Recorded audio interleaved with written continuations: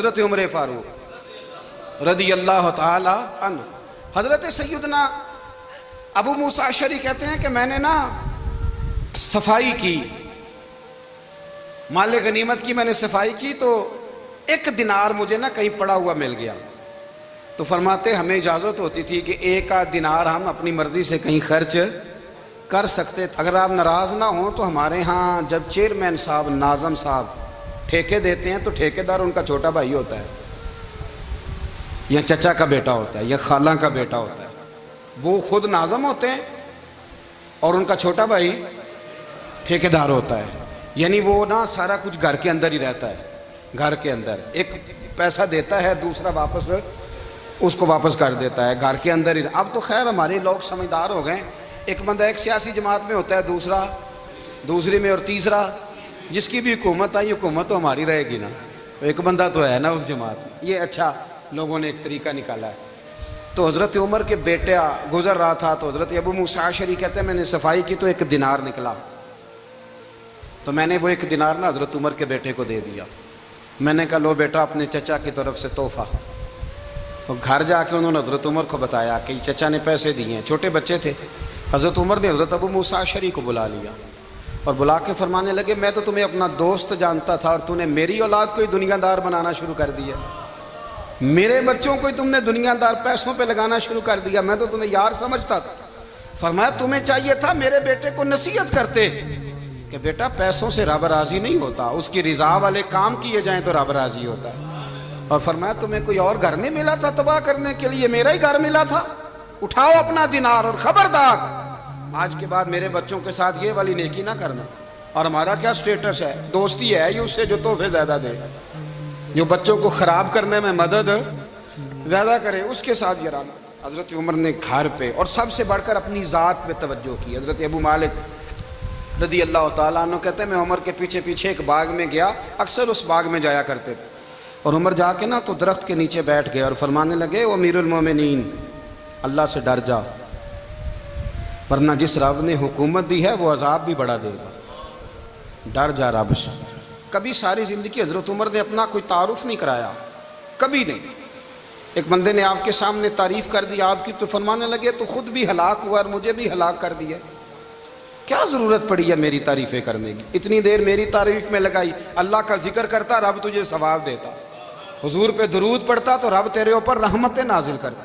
کس چکر میں؟ آج جتنا اچھی کوئی خوشامد کرے اتنی اچھی وزارت ملتی ہے، جتنی اچھی اس کو جو ہے وہ چاپلوسی کرنی آیا درجہ بھی اسے اتنا ہی اچھا ملتا ہے. حضرت عمر فاروق رضی اللہ تعالیٰ عنہ آپ کے بیٹے کہتے ہیں، صاحب فتوح الشام نے لکھا ہے، آپ کے صاحبزادے کہتے ہیں میں نکلا تو میرے ابا جی نا اپنی پشت پر مشکیزہ رکھ کے کنویں سے پانی بھر کے آ رہے تھے. میں دوڑ کے آگے گیا، میں نے کہا ابا جی مجھے دے دے. فرمانے لگے بیٹا تیرا کیا خیال ہے، کوئی اور نہیں تھا مشکیزہ بھر کے لانے کے لیے، تیرا کیا خیال ہے؟ کہا ابا جی بڑے لوگ تھے پر آپ کیوں اٹھا رہے ہیں؟ فرمانے لگے نفس نا ذرا میرا بڑا ہو گیا تھا، اسے ذرا ذلیل کر رہا ہوں، ذرا اپنا محاسبہ کر رہا ہوں. یہ مجھے کہہ رہا تھا تو بڑی چیز ہے تو میں نا ابھی مشکیزہ گھر رکھ کے آؤں گا، پھر تیری ماں نے مجھے کہا ہے کہ گھر میں لکڑیاں کوئی نہیں جلانے کے لیے، پھر میں جنگل سے لکڑیاں کاٹ کے لاؤں گا. اب میں امیر المومنین بن کے نا تو میرا نفس تھوڑا بڑا ہو گیا. اب یقین کریں ہمارا آزما خراب ہو جاتا ہے جب تک ہمارا تعارف صحیح نہ ہو، ہمارا تعارف ٹھیک نہ ہو. میں یہ ہوتا ہوں، میں وہ ہوتا ہوں. چھوڑ مٹی دیں تے مٹی رہنا ہی، مٹی دیں تے مٹی دیں تے مٹی رہنا ہی. ایویں کادی بلے بلے اج مٹی دے اتے بندیا تے کل مٹی دے تھلے.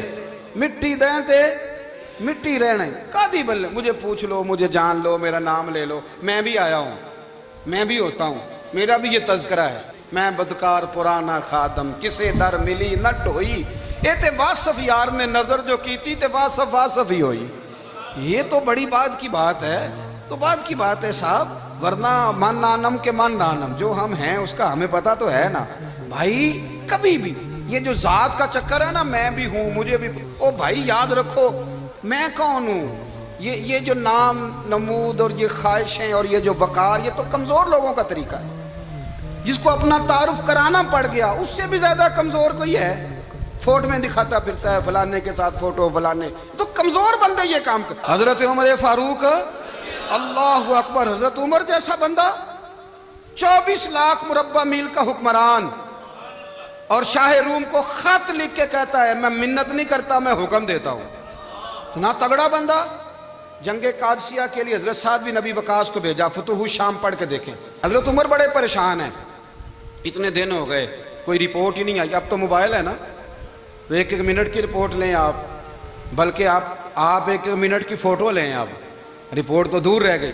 حضرت عمر فاروق رضی اللہ تعالیٰ عنہ بڑے پریشان ہیں کہ قادسیہ میں حضرت سعد بن ابی وقاص کے ساتھ لوگ جہاد کرنے گئے, رپورٹ کوئی نہیں آ رہی. اتنے پریشان تھے کہ باہر نکل کے نا اس رستے پہ بیٹھ جاتے جو رستہ قادسیہ کی طرف سے آتا تھا.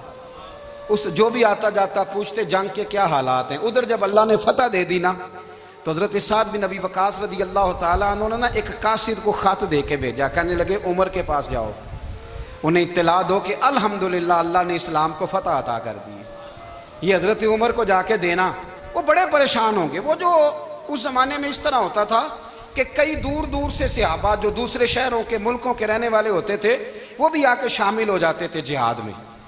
کوئی ایک دفعہ مدینے آیا, کوئی 2 دفعہ آیا, پھر اپنے اپنے علاقوں میں. بہت سارے لوگوں نے زیادہ دفعہ حضرت عمر کو دیکھا بھی نہیں تھا.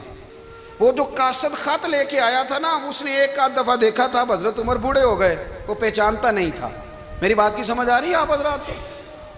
ادھر سے وہ خط لے کے آ گیا. حضرت عمر مدینے سے باہر نکل کے اس روڈ پہ بیٹھے تھے جو قادسیہ سے آتا تھا.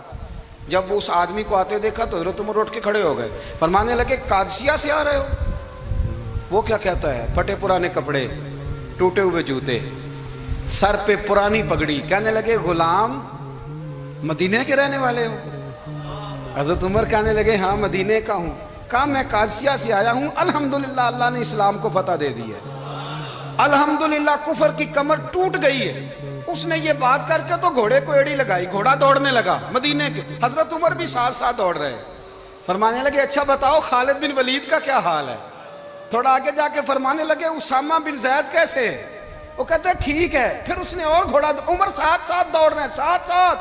24 لاکھ مربع میل کا حکمران, ایک جوتا پیر سے نکل گیا, عمر دوڑ رہے ہیں. آگے جا کے پوچھتے ہیں سعد بن ابی وقاص کا کیا حال ہے؟ کہا حضور وہ بھی ٹھیک ہے. کتنے لوگ میرے شہید ہو گئے مسلمانوں میں سے؟ کہنے لگا صحیح گنتی کا نہیں پتا. یہ لفظ ادا ہوتے ہوتے مدینے کی سرحد آ گئی. لوگوں نے عمر کو گھوڑے کے ساتھ دوڑتے دیکھا تو کہا امیر المومنین کیوں دوڑ رہے ہیں؟ وہ غلام چھلانگ لگا کے نیچے آیا, قدموں میں بیٹھ گیا. کہنے لگا حضور آپ نے بتایا ہی نہیں آپ امیر المومنین ہیں. آپ فرمانے لگے کیا بتاتا؟ میں تو اونٹ چرانے والے کا پتر ہوں, کیا بتاتا؟ وہ عمر ہوں جس نے اپنے گناہوں کا حساب دینا ہے. کیا بتاتا؟ جو سعد بن ابی وقاص کو جہاد پہ بھیج کے خود بزدلوں کی طرح گھر میں بیٹھا ہے. کیا بتاتا؟ کوئی حیثیت نہیں, کوئی تار. تو نے اچھا کیا, تو تو مجاہد تھا, مجھے ساتھ ساتھ دوڑایا, تو نے اچھا کیا. جتنے لوگ تھے چیخیں مار کے رونے لگے. حضرت فاروق اعظم سے کہنے لگے عمر جب تک تیرے جلوے رہیں گے اللہ کامیابیاں ہی عطا فرمائے گا, جب تک تیرا رنگ رہے گا اللہ تعالیٰ نوازتا ہی رہے گا. کچھ نہیں کبھی اپنا آپ ظاہر ہی نہیں کیا. بہت بڑے تھے, بہت بڑے تھے حضرت عمر, بڑے تھے, لیکن ساری زندگی اپنے محاذ. حضرت ابو رافع غلام تھے, قرآن پاک بڑا سونا پڑھتے تھے. حضرت عمر جب بھی انہیں ملتے کہتے ابو رافع تو عمر سے اچھا ہے, قرآن بڑا شاندار پڑھتا ہے. تو وہ کہتے حضور اگر میں قرآن صحیح پڑھتا ہوں تو آپ کو قرآن کی تشریح زیادہ صحیح آتی ہے, آپ بھی تو مجھ سے افضل ہیں. تو آپ فرماتے نہیں پھر بھی تو مجھ سے افضل ہے. کیوں؟ اس لیے کہ تو اپنے غلام اپنے آقا کی نوکری بھی ٹھیک کرتا ہے اور رب کی عبادت بھی ٹھیک کرتا ہے, اور مجھے خالص صرف عبادت کرنی ہوتی ہے وہ بھی ٹھیک نہیں کر پاتا. ساری زندگی اپنا محاسبہ, ساری زندگی اپنے گریبان میں دیکھا, ساری زندگی اپنے آپ کو پرکھا, اپنے آپ کو ٹٹولا. 62 سال عمر بیت گئی. حضرت حذیفہ بن یمان ایک صحابی تھے, میرے نبی کریم علیہ السلام نا ان سے راز کی باتیں کرتے تھے. ہر بندے کا ہاضمہ ٹھیک نہیں ہوتا, سب سے راز کی بات نہیں کرنی چاہیے. حضرت حذیفہ بن یمان کہتے ہیں حضور راز کی باتیں بتاتے ہیں. مدینہ منورہ میں جو منافقین تھے ان کی لسٹ بھی نبی پاک نے حضرت حذیفہ بن یمان کو دی تھی. جب کوئی مشکوک آدمی مر جاتا نا تو صحابہ کہتے ہیں ہم دیکھتے اگر حضرت حذیفہ نے جنازہ پڑھا ہے تو ہم بھی جنازہ پڑھ لیتے. نبی پاک نے بھی کچھ جنازے نہیں پڑھے. ترمذی میں ہے, فرمایا عثمان سے جو بغض رکھے اس کا جنازہ نہیں پڑھیں گے. حضرت حذیفہ بن یمان اگر جنازہ پڑھتے تو لوگ پڑھتے, وہ نہ پڑھتے تو لوگ جنازہ نہ پڑھتے. حضرت حذیفہ بن یمان کہتے ہیں جناب عمر فاروق کی خلافت کے آخری ایام تھے, کچھ دنوں کے بعد وہ شہید ہو گئے. فرماتے آدھی رات کا وقت تھا, میں گھر میں سویا تھا بڑا بے فکر, اچانک میرے دروازے پہ دستک ہوئی, میں گھبرا کے اٹھا, اتنی رات کو کون آیا؟ کہتے ہیں قربان جاؤں, دروازے پہ گیا تو امیر المومنین فاروق اعظم دروازے پہ. میں نے کہا عمر کوئی حکم تھا تو مجھے بلا لیتے. کہنے لگے میں نا امیر بن کے نہیں آیا, تیرا ویر بن کے آیا ہوں. امیر المومنین کی حیثیت سے سرکاری کام سے بلاتا تو وہاں بلاتا, مجھے ایک ذاتی کام پڑ گیا. کہتے ہیں میں نے عمر کو گھر کی اندر بلا کے چارپائی پہ بٹھایا. میں نے کہا حضور میں غریب آدمی, میں کیا آپ کے کام آ سکتا ہوں؟ تو کہتے ہیں انہوں نے نا مجھے ساتھ بٹھا لیا, پھر میرا ہاتھ پکڑ لیا. کہنے لگے تو عمر کو جانتا ہے؟ عمر جھوٹ نہیں بولتا. تو جانتا ہے عمر وعدوں کا پکا ہے؟ کہا حضور جانتا ہوں. کہا میں اس وقت آیا ہوں جب دیکھ بھی کوئی نہیں رہا. حضرت حذیفہ بن یمان کہتے ہیں پریشان ہو گیا, حضور پہلیاں نہ بجھوائیں, مہربانی کریں بتائیں کدھر آئے ہیں.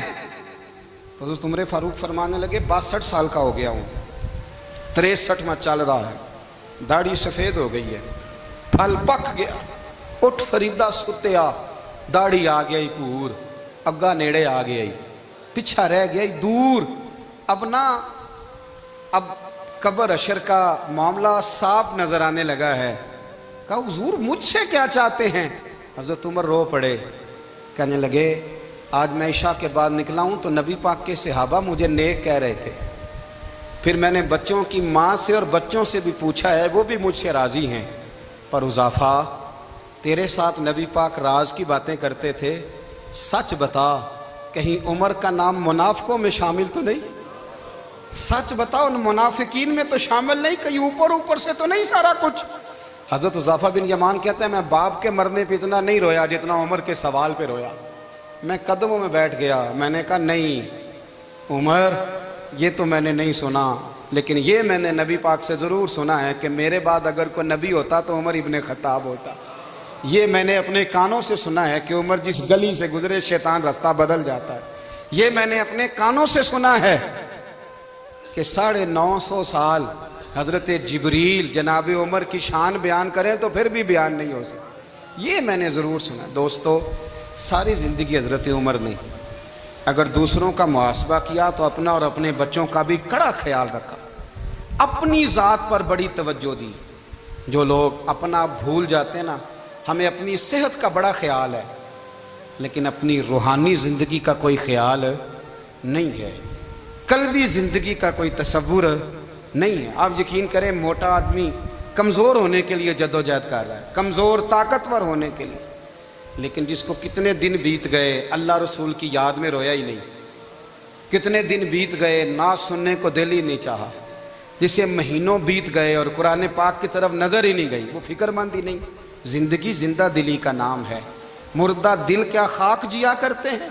بھائی حضرت عمر کی زندگی دور حاضر میں ہمیں یہ سبق دیتی ہے کہ کڑی نگرانی رکھو اپنے پودوں کی, کڑا خیال رکھو اپنے ذاتی باغ کا, اور یہ جو تمہارے دل کی دنیا ہے یہ تمہاری روح کی زندگی ہے, اس کا محاسبہ کرتے رہو. نبی کریم علیہ السلام نے فرمایا اپنا حساب خود کر لو قبل اس کے کہ تمہارا حساب کیا جائے. اپنا حساب بولیے, اپنا حساب. ہم ساری دنیا کا حساب کرتے پھرتے ہیں, کوئی کہاں سے کماتا ہے کہاں کھاتا ہے, پر اپنا حساب حضور نے فرمایا حساب کر لو قبل اس سے کہ تمہارا حساب. مولا علی فرماتے ہیں نماز پڑھ لو قبل اس کے کہ تمہاری نماز پڑھی جائے. یہ بڑا عجیب معاملہ ہے کہ ہم جتنے لوگ ہیں ہمارا معیار یہ ہے کہ سامنے والا غلط ہے اور میں ٹھیک, یعنی دوسرے کا بچہ گلی میں نظر آ جائے تو اس کی غلطیاں نکلنی شروع ہو جائیں گی, اور میرا بچہ سارا شہر گھوم آئے ایک ٹائر پہ موٹر سائیکل پہ تو ہم کہتے ہیں کہ ابھی بچہ ہے, انشاءاللہ سیانا ہو جائے گا. اگر ابا جی آج تک سیانے نہیں ہوئے کہ اس کو سمجھا لیں تو پھر بیٹے کا سیانا ہونا تو ہو سکتا ہے کہ وہ 60-70 سال لگ ہی جائیں. گھر کے اندر جب تک توجہ نہیں ہوتی اور سب سے پہلے جب تک اپنی ذات پر توجہ نہیں ہوتی, تو والد کا جب تک کردار بچے نہیں دیکھتے جب تک اتنی دیر تک ان کا تبدیل ہونا ممکن نہیں ہوتا۔ حضرت عمر فاروق رضی اللہ تعالیٰ عنہ نا باہر والوں کا بھی بڑا سخت حساب کرتے تھے۔ بڑا ایک گورنر صاحب نے لباس بڑا شاندار پہننا شروع کر دیا تھا تو حضرت عمر نے اتروا کے نا تو انہیں ٹاٹ کا لباس پہنا کے تو اونٹ چرانے کی ڈیوٹی دے دی تھی۔ اتنا سخت احتساب کرتے تھے۔ کسائی کی دکان پر بھی 1-2 گھنٹے کھڑے ہوتے تھے۔ جو آدمی مسلسل 2 دن گوشت خریدتا تھا نا، فرماتے تھے اس کا ٹیکس بڑھا دو، لوگوں کو دال نہیں مل رہی اور یہ روز گوشت کھاتا ہے۔ حضرت فاروق اعظم، اس کو جزیہ کہا جاتا تھا، یا کچھ اور معاملات ہوتے تو بڑھا دیتے تھے۔ مسلسل جو 2 دن آدمی گوشت کھاتا تھا، فرماتے تھے مدینے میں غربت ہے، اگر یہ والا نظام تم کرو گے تو غریب لوگ کس کی طرف دیکھیں گے۔ لیکن اس سے زیادہ بڑھ کر جو ان کی زندگی کا معیار اور سٹیٹس تھا وہ یہ تھا کہ اپنے گھر کا خاص خیال رکھتے، خاص توجہ کرتے۔ ملک شام سے اور ایران سے کچھ لوگ آپ کی خدمت میں آئے تو وہاں سے کچھ کنیزیں بھی آئیں، ان کے بادشاہ پیغام لے کے۔ شاہ ایران کی کنیز کو ملکہ نے کہا کہ نا حضرت عمر کی زوجہ کو دیکھ کے آنا ذرا کس طرح کی ہے۔ ہمارے ملک میں کیا کہتے ہیں؟ خاتون اول، جی خاتون، باقی سارے دووں میں خاتون اول، ذرا خاتون اول کو دیکھ کے آنا۔ تو وہ جب آئی نا گھر میں ملنے تو کہا کہ مجھے میری ملکہ نے کہا تھا کہ عمر کی زوجہ سے، اہلیہ سے ملاقات کر کے آنا۔ تو حضرت عمر کی اہلیہ نے نا ایک جوڑا کپڑوں کا دے دیا ملکہ کے لیے اور ایک خوشبو کی شیشی دے دی۔ اب جب وہ تحفے وہاں بھیج گئے تو اس ملکہ نے نا کچھ سونے کا سامان بھیجا، کچھ زیورات بھیجے، کچھ تحائف بھیجے۔ جب حضرت عمر کے گھر آئے نا، وہ خادم لے کے آیا، اس نے کہا جی آپ کی اہلیہ نے تحفے بھیجے تھے، تو جواب میں شاہ ایران کی بیوی نے، یہاں جس ملک کا وہ سفیر تھا، انہوں نے بھی یہ بھیجے۔ تو حضرت عمر فاروق نا وہ تحفے لے کے گھر گئے تو جا کے کہنے لگے اپنی اہلیہ سے، یہ تو کب سے تحفے تحائف بھیجنے لگ گئی ہے، یہ کب سے نظام شروع ہو گیا؟ تو کہ حضور تحفہ دینا لینا تو ٹھیک ہے، سنت ہے، محبت بڑھتی ہے، تو یہ کوئی قباحت نہیں، اور میں نے اپنی ذاتی استعمال کے لیے جو چیزیں رکھی تھی وہ میں نے دی ہیں۔ تو حضرت عمر فاروق رضی اللہ تعالیٰ عنہ فرمانے لگے ہم نے کسی ملک کے ساتھ اور اس کے بادشاہ کے ساتھ ذاتی تعلق نہیں بنانا، تعلق جو بھی بنے گا رسول اللہ کے دین کی برکت سے بنے گا۔ ذاتی رشتے نہیں ہم نے قائم کرنے، ذاتی۔ آپ کے ملک کی جو ایئر لائن جس کا ہر سال خسارے کا ڈنڈورا پیٹا جاتا ہے نا، وہ ہمارے بادشاہ صاحب اور صدر صاحب اگر غیر ملکیوں کو گھوڑا کبھی بھیجنا ہو نا، گھوڑا، تو پورا ایک جہاز گھوڑا لے کے تحفے میں جاتا ہے، پورا جہاز غریب قوم کا یہ سرمایہ، اور قوم بڑی بادشاہ ہے، لائنوں میں لگ کے ووٹ دیتی ہے۔ 2 کام ہمیشہ لائن میں لگ کے کرنے، ایک بل لائن میں لگ کے جمع کرانا ہے اور ایک ووٹ لائن میں لگ کے، تاکہ پھر پورے 5 سال لائن میں ہی لگے رہیں۔ مرضی سے آپ ووٹ دینا، پر جو بات درست ہے اس کو سنو۔ حضرت عمر فاروق رضی اللہ تعالیٰ عنہ نے اپنی اہلیہ سے پوچھا کتنے کا تھا وہ تیرا جوڑا اور خوشبو کی شیشی؟ انہوں نے کہا 3 دینار کی۔ فرمایا یہ 3 دینار تیرے، اور باقی جو تحفے آئے ہیں وہ تو خود کہہ، چونکہ اس نے تیرے نام بھیجے ہیں، تو کہہ کہ میں مال غنیمت میں دیتی ہوں، تو کہہ میں مسلمانوں کو کہہ۔ تو زوجہ ہنس پڑی، کہنے لگی میں نہ بھی کہوں تو۔ مزید اس طرح کے اسلامک بیانات سننے کے لیے ہمارے چینل روشن اسلام کو سبسکرائب کریں اور گھنٹی کے بٹن کو بھی دبائیں۔